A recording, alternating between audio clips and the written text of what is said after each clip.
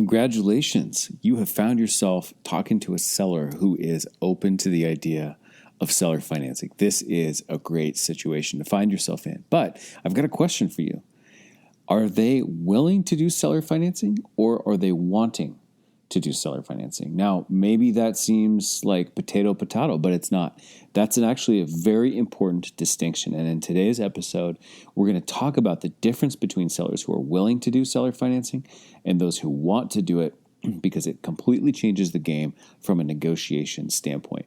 Let's cue up the theme song. We'll dive right into this important distinction and how you can use it. Welcome to Racking Up Rentals, a show about how regular people, those of us without huge war chests of capital or insider connections, can build lasting wealth acquiring a portfolio of buy and hold real estate. But we don't just go mainstream looking at what's on the market and asking banks for loans, nor are we posting "We Buy Houses" signs or just looking for, quote, motivated sellers to make lowball offers to. You see, we are people-oriented deal makers. We sit down directly with sellers to work out win-win deals without agents or any other obstacles, and buy properties nobody else even knows are for sale. I'm Jeff from The Thoughtful Real Estate Entrepreneur.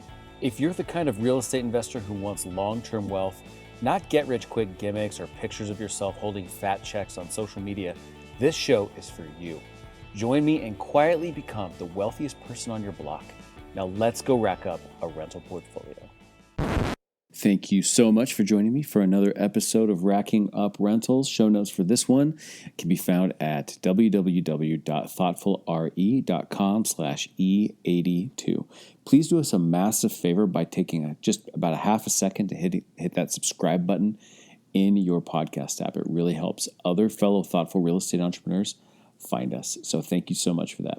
Onward with today's episode.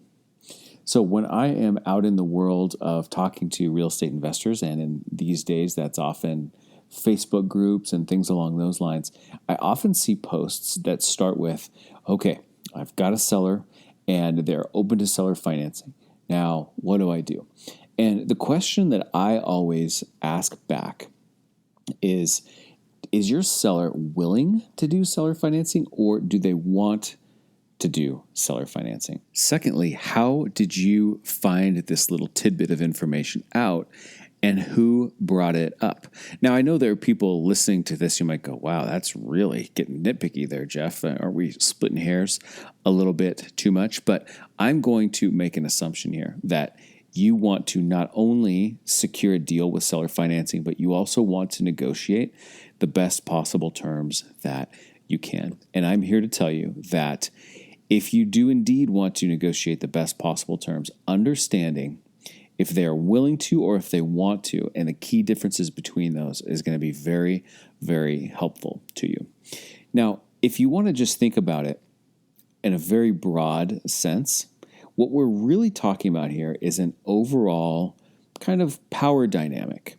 Who is doing who a favor? Now, to put it very, very simply, if the seller is willing to do seller financing because they think that they can get a bigger win by helping you, they've got more of the chips, right? They've got more of the cards because they are doing you a favor. However, on the other hand, if the seller really wants to do seller financing, and by agreeing to their terms, you are helping them out just as much, now you are doing them more a favor. Or, of course, some perfect balance in the middle, which is the beautiful balance of it's really good for both of you. You know, nobody's really doing the other one a favor per se. It's just true alignment of mutual interests into one possible solution that is in the package of seller financing.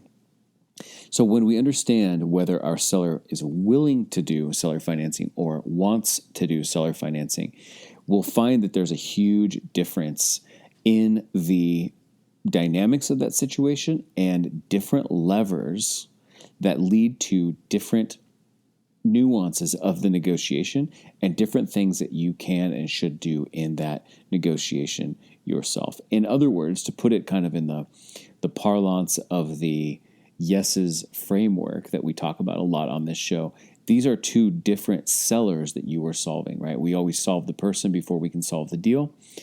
And these are two different sellers, two different people, two different persons, some might say, to solve. So let's just dive in and talk about each of these separately, quickly, individually. So let's talk first about the person who is willing to do seller financing.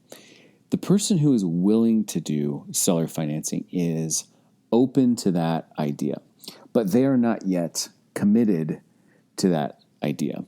They think that there is a possibility that seller financing could be better for them in some way. Now, the in some way part could be in a lot of different things, but they have this possibility in their mind that there's some conceivable set of circumstances under which the outcome for them could be better if they were involved with seller financing. Now, they may or may not know what those circumstances are. They might not be able to even tell you directly in that moment, but there's this little niggling idea in the back of their mind that this actually could be better for me somehow if I were to offer seller financing. So one thing that's really, really important for us to understand, and this is really speaking directly to the overall gist of solving the person, whether we're trying to solve them as it relates to seller financing or any other aspect of understanding them, but what are their existing ideas and perspectives on seller financing? We kind of need to know this, right? Do they think that seller financing is what you do when you can't sell your property any other way? Do they think seller financing is what you do when your buyer can't come up with the money in any other way and you really just want to get rid of this property? Is it what you do when you really want to juice your returns so you're getting paid the interest as well as the purchase price? What is their perspective and their idea on seller financing? And as we start to understand this, we start to get some insight into what they think might possibly be better for them. So ultimately, we need to find out, under what conditions would they consider seller financing to be a better outcome for them. But we don't want to ask them that directly, because that starts to make it look like seller financing is the outcome that we want to happen. And one of our keys to our negotiation here is that even though we do have hope that this is going to turn into a seller financing deal, we don't really want to show our cards and make it look like that's what we were really hoping for. So we want to find out under what conditions that would be a better situation for them, that would create a bigger win to do seller financing, but without making it look like that's the outcome that we are specifically rooting for.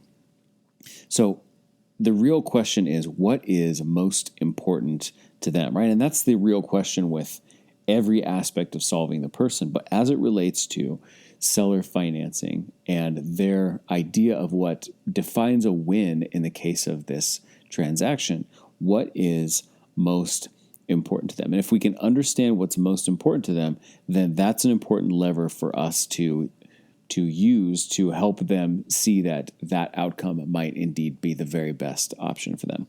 Now, by comparison, though, there are totally different sellers who want to do seller financing. I have definitely had sellers who, the moment they called me back on the phone from receiving one of my letters, said, "Hey, I got your letter, and we are wanting to sell this property, and we want to sell it on a contract." That's usually the slang that they use. So this is a completely different animal. These people have already decided that seller financing is a better outcome for them.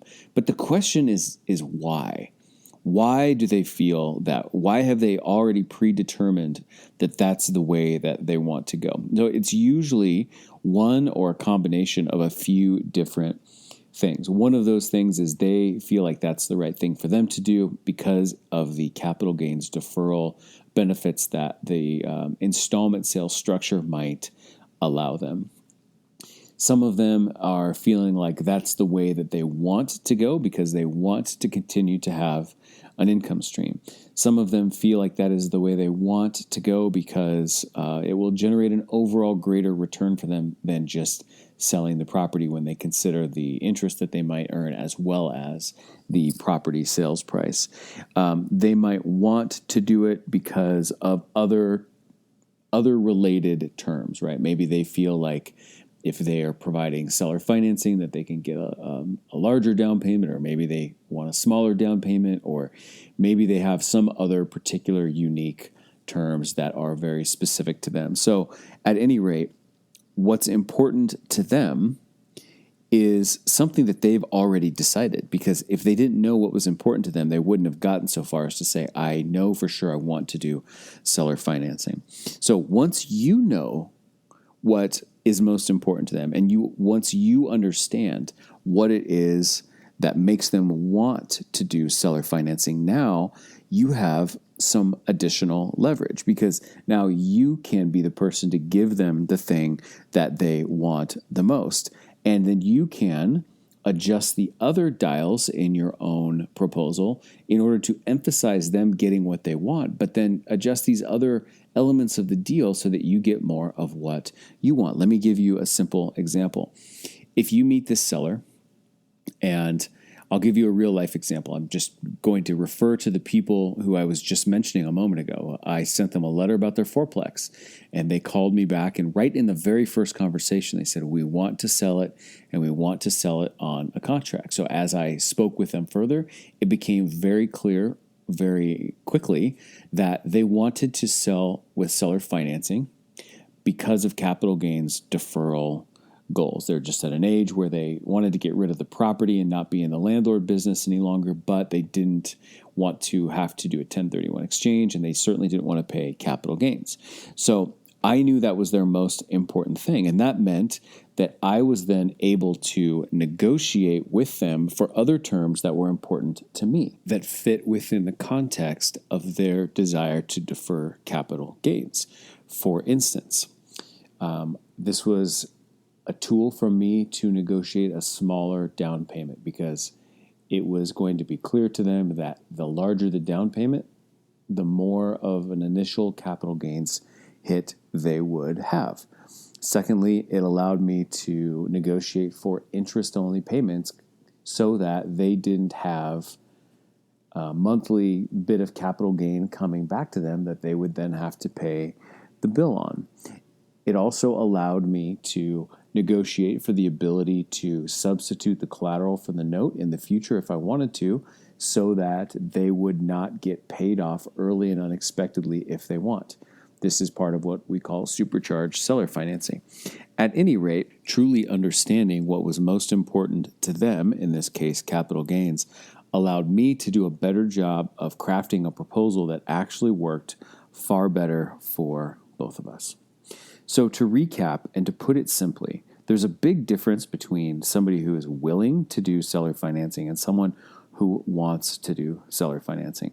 When you've got somebody who wants to do seller financing, you are valuable in the sense that you are giving them what they want, and that helps give you more power in the overall dynamic. If you have somebody who is willing to do seller financing, you don't naturally have quite as much power in that negotiation dynamic until you can help them see that they actually might want to do seller financing, in which case now you are the enabler of the thing that they want, and that gives you power. That is it for today's episode of Racking Up Rentals. Again, show notes for this episode are at thoughtfulre.com/E82. Please do us a big favor by hitting that subscribe button in your podcast app and rate and review the show. I would really, really appreciate that. Also, check out our Facebook group for thoughtful real estate entrepreneurs. It's called Rental Portfolio Wealth Builders. And if you just type the words group.thoughtfulre.com into your browser, the magic of the internet will take you right to that page, and you can hit the join button.